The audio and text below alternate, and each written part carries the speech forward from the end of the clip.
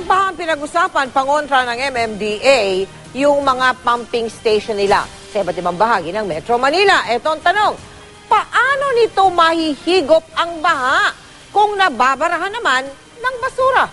Nakatutok si Jun Veneracion. Ganito ang karaniwang sitwasyon sa maraming lugar sa Metro Manila. Konting ulan, baha. Kaya naman ang Metro Manila Development Authority o MMDA, mayroong 51 pumping station sa buong Kalakang, Maynila. Trabaho ng mga itong humigop ng baha saka ibubuga sa Manila Bay.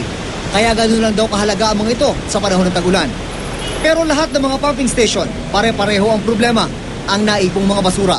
Unfortunately, may ganung sistema tayo.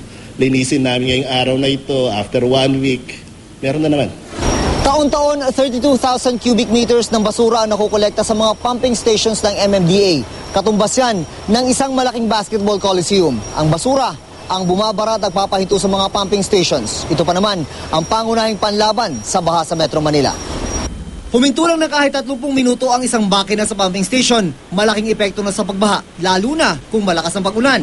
Hindi natin na ma-maximize yung operation ng pumping station. Kailangan naming i-off muna yung ibang pumps just to remove yung garbage. Kasi nakaharang doon sa pump namin yung garbage.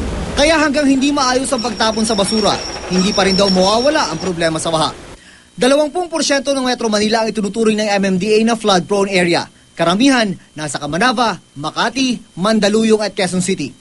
Pero sa taong ito, umaasa ang MMDA na mababawasan ng 50% ang pagbaha dahil sa ginawa nilang paglilinis sa mga baradong estero. Huwag lang daw tumama ang bagyo na magdadala ng malaondoy na pag-ulan. We hope na magkaroon tayo ng improvement, na magkaroon tayo ng mitigation, but of course we cannot really battle with Mother Nature. Kaya apila ng MMDA sa mga barangay na magpasa ng ordinansa na magbabawal sa paggamit ng plastic na supot. Ito raw kasi ang karaniwang bumabara sa mga estero. Jun Veneracion, Nakatutok, 24 Oras.